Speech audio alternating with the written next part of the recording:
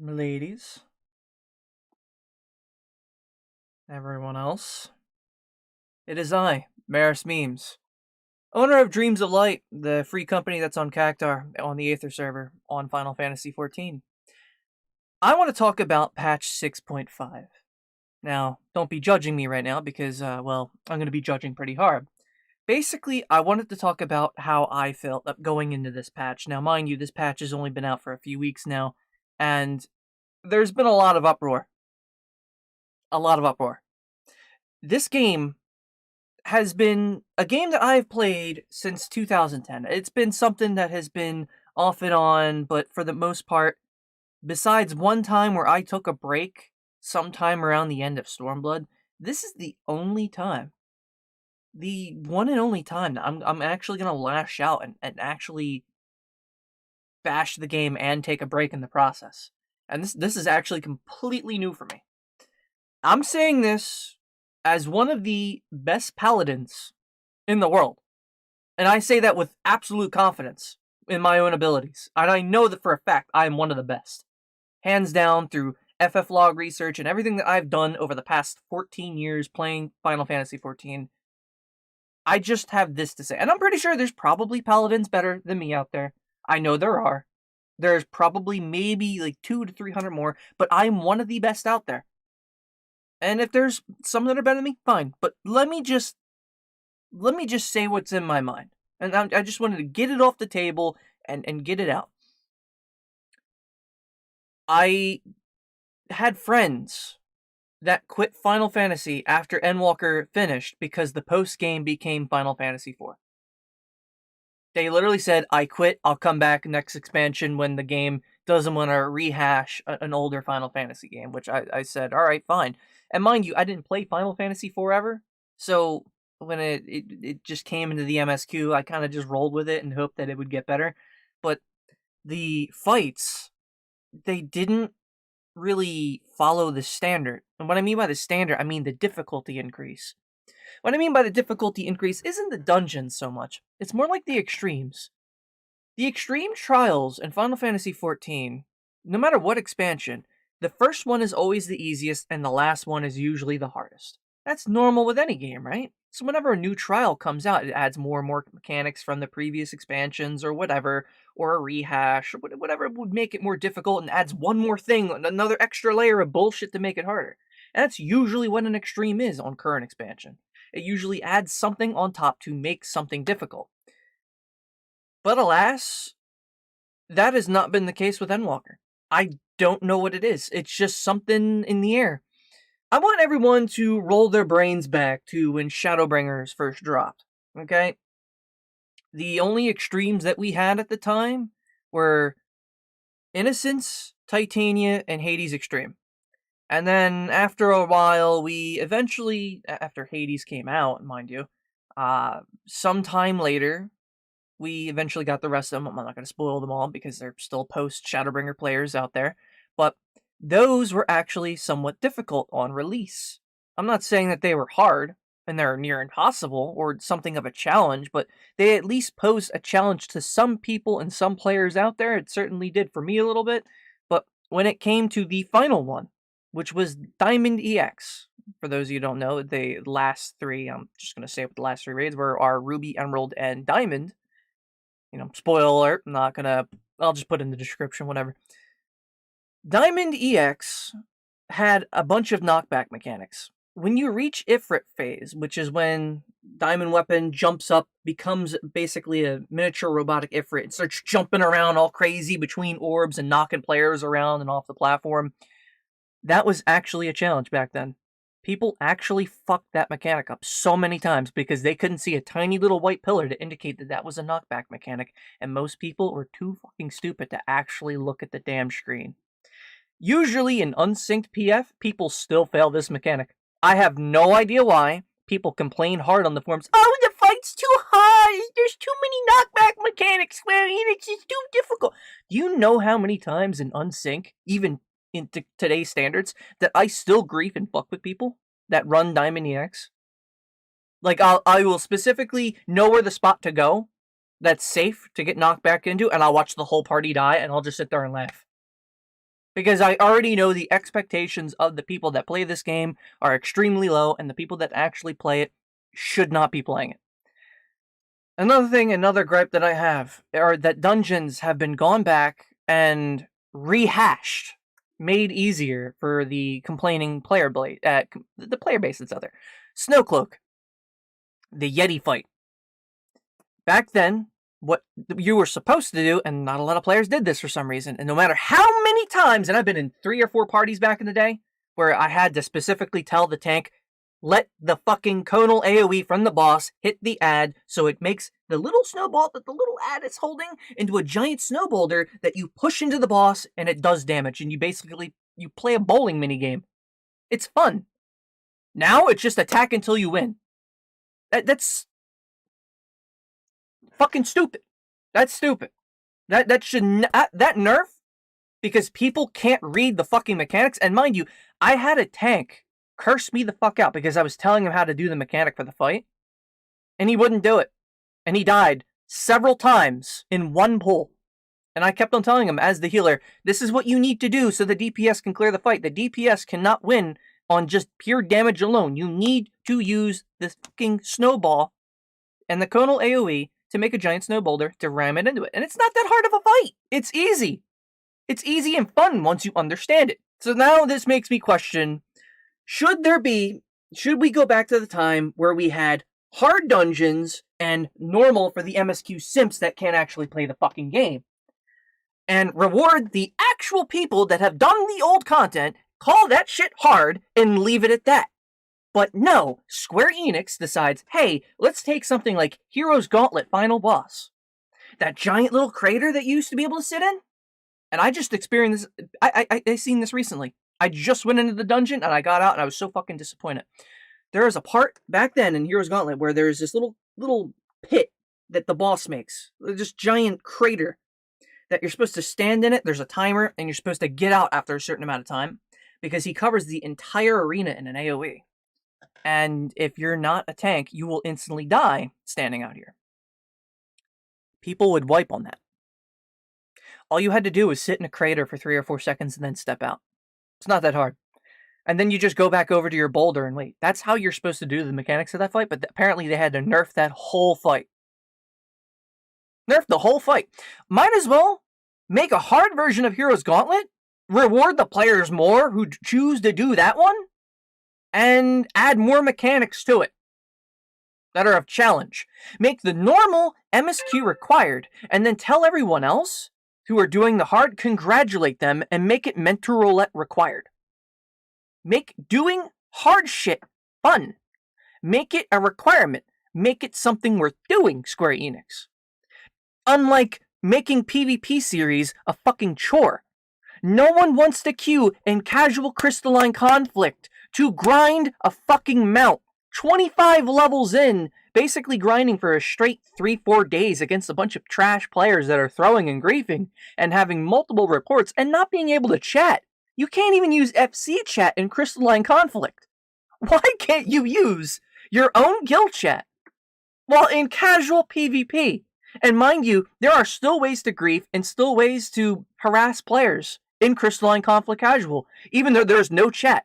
All you have to do that is either A, stand and spawn and do absolutely nothing and piss off the other players in your team to report you and get you possibly banned, or option 2, spam the ignore sign on someone. The little sign that you can mark players, mark your own teammates with ignore 1 and 2 and just keep spamming 1 2 1 2 1 2 on the player until they finally get annoyed and report you. As if there wasn't a way to already piss people off in the game. And that's just one gripe that I have with the last year of PvP. I don't even like PvP anymore. Sucks, okay? It just sucks anymore. No one wants to grind frontline.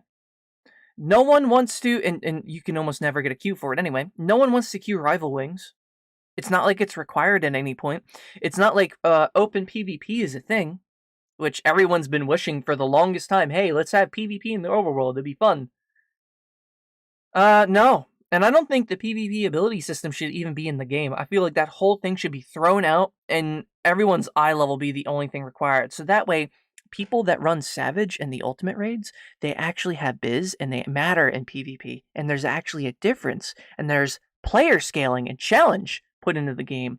And that way, when people go into PvP and they have cheated ultimate weapon gear and they bought their clears, we can find out those players right away and get them kicked out of the game. Because it's not like there's already too many fake fucking legends that play the game and that are sprouts that have ultimate legend titles that have only been playing the game for 5 fucking minutes that don't even know how to fucking do a regular extreme. It's sad. But let's go back to Cloud Deck Extreme, Diamond EX. All the knockback mechanics in that fight. Zeromus Extreme, the current extreme that's high-end, has no knockback. Why have a platform like in Zodiac Extreme where the player can fall off and there's a knockback mechanic in Zodiac. The cleaves that Zodiac does with his hands. The big fucking room-wide cleave that goes on a diagonal and there's only like one tiny little corner that's safe.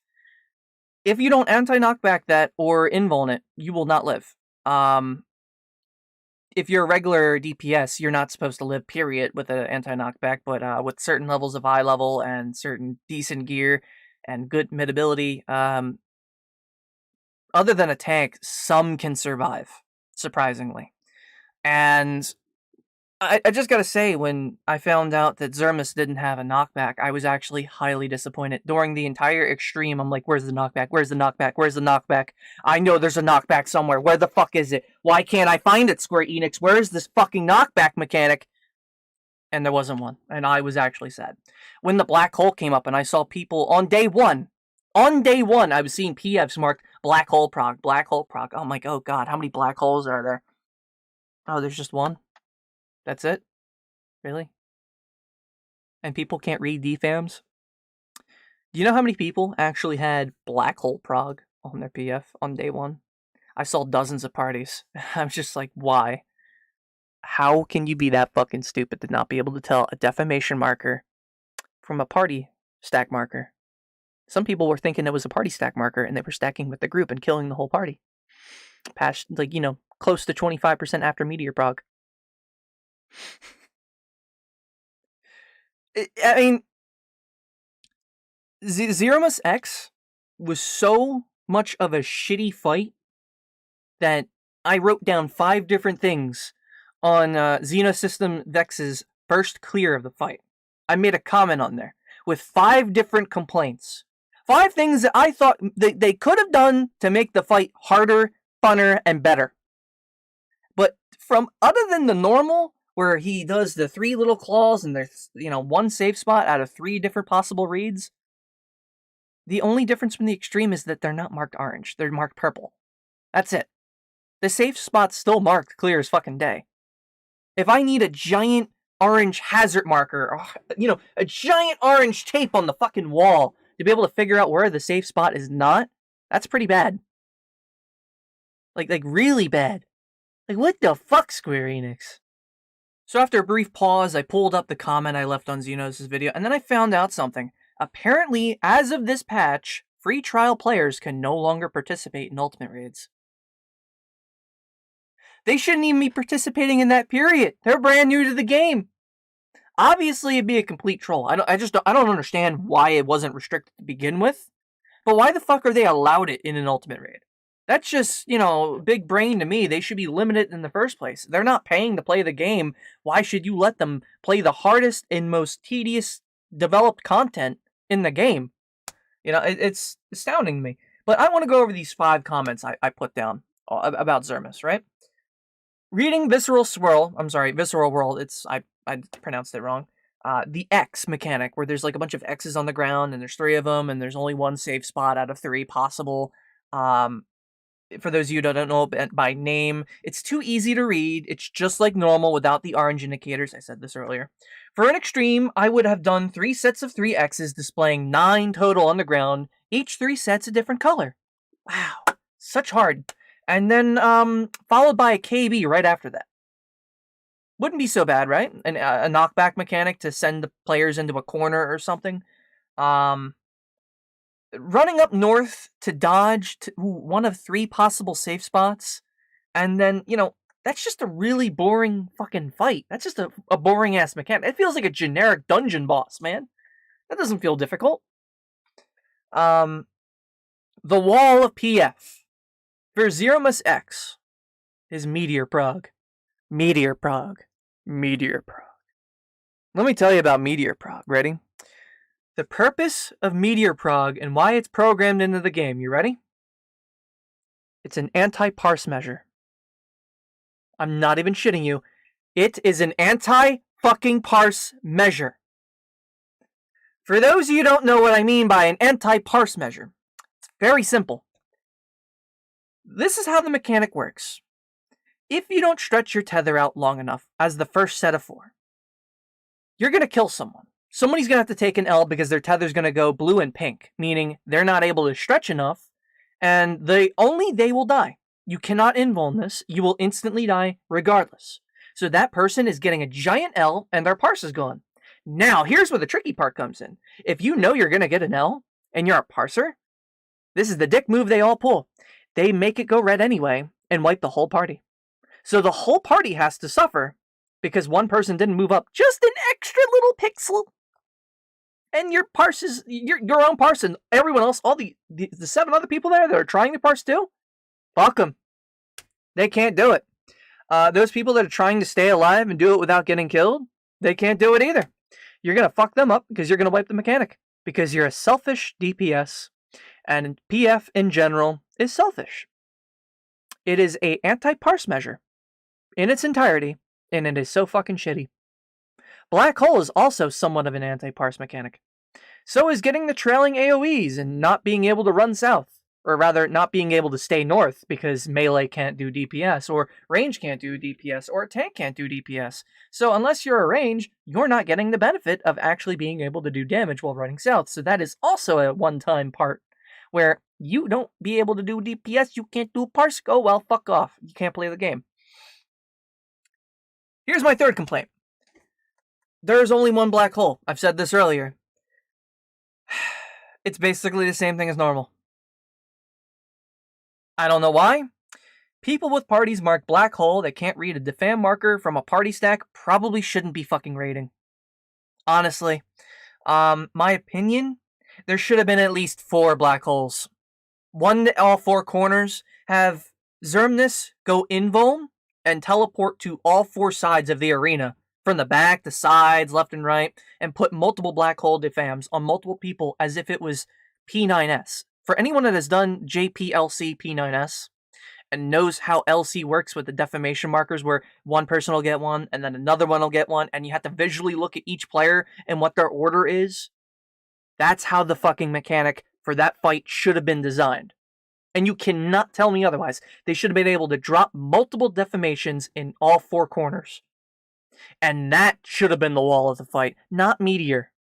And Meteor, I think, should have been done twice. And not been a wipe mechanic if it turned red. It should have just gave everyone, like, 2 damage downs in 1 vol and actually mattered when it comes to the DPS check.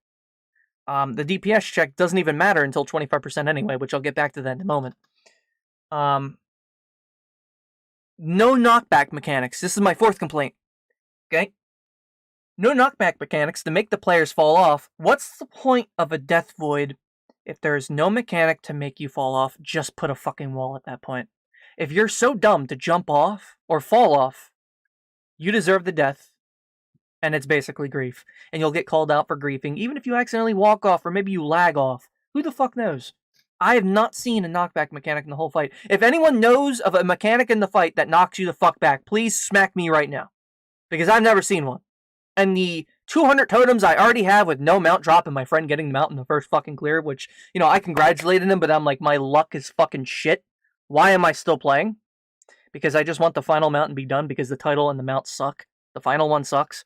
Dreadworm Whisperer, I thought was the stupidest fucking thing, but I'll get to that in a moment. But let's go back. The final Extreme, Cloud Deck Extreme, which had many knockback mechanics that made it awful, made it brutal, it made it a challenge. People fucking hated it, they complained on the forums, too many knockbacks, I can't do it in a fight, it's too difficult, SquareEnix, what the fuck, people in PF can't do it. No, fuck off, get good. Get good, it's an Extreme. It's meant to be hard, it's meant to challenge you. It is meant to challenge the most basic fucking player. You cannot tell me it's not.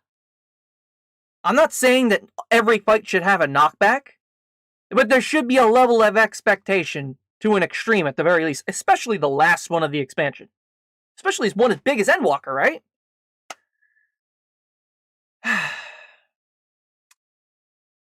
It increased the difficulty. Let's be honest. The knockbacks in Cloud Deck increased the difficulty. It made it fun for some to watch them die, like I said earlier. Where they could have added a KB during the fight, during Zeromus X. How about during Black Hole, where one laser thing firing comes along? You know where the one laser goes by, the blue one? What if a red one spawned in on the extreme, and it came from the opposite direction, and it was just super fast? You just and then that was the knockback. It knocked everyone back, and you had to position yourself to the opposite corner. Meaning, what you would have to do for Black Hole is have Black Hole over here if the laser was pointing this way, the blue one, and be knocked back south and then run up. That would be the only way to do the mechanic. I feel like that would have been fun. Just kind of position yourself like a little bit from behind that one corner, get knocked straight backward, and then here goes the laser. Laser's just going by, and you kind of have to run between the black hole being here and the laser being here, and be kind of going up in between it and try to dodge, maybe. I mean, I don't know how they would have programmed it for that, but I would have made another effort, or some way to put a knockback in there. How about maybe during 25% phase, where enooms start, have a knockback just before enooms, or have a knockback put somewhere near the end of the 25%, because the last 25% of Zeromus Extreme was so fucking boring. All you have to do is remember your enoom partner, your enoom prio, and look left and dodge. If you couldn't do that, you were a fucking idiot. That's all you had to do for the whole fight, is look left, look at the reads. Is it the front row? Back row. Front row? Back row. Oh, is it enooms? Okay, I know where I'm at. I'm ready. That's all you have to fucking do for that fight. That's the last 25%. It's just, that's it. That's the last 25%. The second phase, this is the fifth complaint. The second phase where everything turns red is a joke, which is 25%. The laser only comes from the left. So long as you look left, dodge AoEs. And remember your enum prio, the 25% at the end is boring. Comparing this fight to, say, Hades Extreme, which has an additional form at the end after breaking the chains. I'm sorry, I slurred a little bit there. It was different from normal. It was fun. Zeromus had that opportunity. You want to know how? Very simple. There could have been a cutscene stop at like 10% or 25%. Where everything goes red, just have a cutscene right there. Just have it all go white for a second, and have Zeromus suck the energy out of our shard. Any remaining residue energy from Zodiark, just absorb it and transform himself once more for one more hard challenge where it's almost like Zodiark whole. You know? Like he transforms into like true Zodiark, the true essence of the actual Zodiark god itself. In its whole entirety. You could not have said that would have ended Endwalker appropriately. But alas, we got a shit fight for a shit fucking tier. We didn't get that, and the only good thing about Zeromus X was the Phase 1 music. The Phase 2 music sucks. Prove me wrong on that one, okay? Prove me wrong. That's all I'm saying. There's no other reason why that couldn't have been a thing.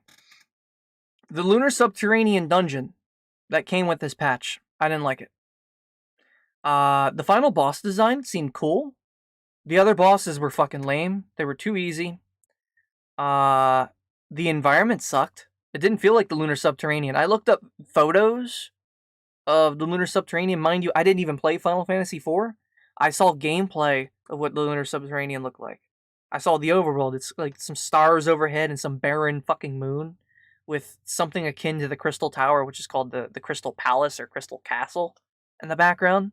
It would have been nice to approach that and then get transported via this fucking memory crystal to see some irrelevant who the fuck cares go into his memories and see essentially a world getting destroyed, which I'm pretty sure there's some Final Fantasy IV players out there that understand it and have a better idea of it having more meaning. But for me, I thought the environment that we got transported to for the memory kind of sucked. I'm gonna be honest here, okay? It fucking sucked. That whole fight, just the whole dungeon sucked. The whole dungeon sucked. There's nothing great about it. The only good thing that's worth it at the end is the possible chance of getting the Golbez minion, and that's it. Here's another thing that sucked. The Heidelin and Zodiarch idol that got released, which 6.5, there is no way to obtain it, as far as I'm aware. Everyone's been trying to find out how to get it. It's not from any kind of oddity. It's not from a shop. It's not on the market board, so you can't buy it, so it's not from maps. There's no unlock for it, and it'll probably be on the fucking Mog station. I don't know why. I don't know why it's not a drop in Heidelin or Zodiarch Extreme. It should have been, but alas, it's not, so who the fuck knows where it is? Some people on the FF14 collector logs, they're trying to find them, like on the collector discords. They're trying to look for how to get that minion like crazy. And I feel like those are two major minions, because they were like featured all throughout Shadowbringer on like fucking wall paintings and shit. Another missed opportunity, I guess? I don't know. I'm not going to say that the writing was bad, because the writing was actually pretty decent for this last patch. The music was okay. But there's a lot of hate for this game right now. And I have my own complaints. As someone who, even before Paladin got reworked, was already one of the best pals, bulk work. I have to ask Yoshi, why the fuck did we have bulk work back? Why not just, boost Rampart? Give Paladin a boosted Rampart. Because honestly, having to pop Sheltron, Bulkwork, and Rampart just to survive some high ends is fucking horrible when Sentinel does 20% on its own. It was like 30%. I don't fucking remember off the top of my head. But listen, the fact that one buff and a Sheltron can make up for 3, and I have to pop 3 different mitts, and sometimes still die as a Paladin. I'm not saying that I'm shit geared. You could say that. I'm just saying this. I feel like bulk work is a waste, and it should not have been added. It was removed because it was an extra button.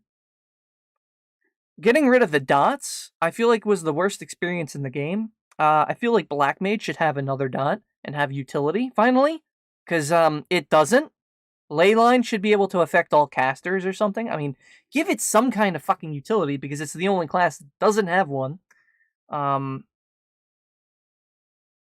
White Mage is overpowered, but Thin Air is a fucking joke. It should not be charges. Set it back to what it was in Shadowbringer, which was like 16 to 18 seconds of free MP. Because you have no idea how many times I've managed to quickly raise 3 people off the ground. 4 people sometimes.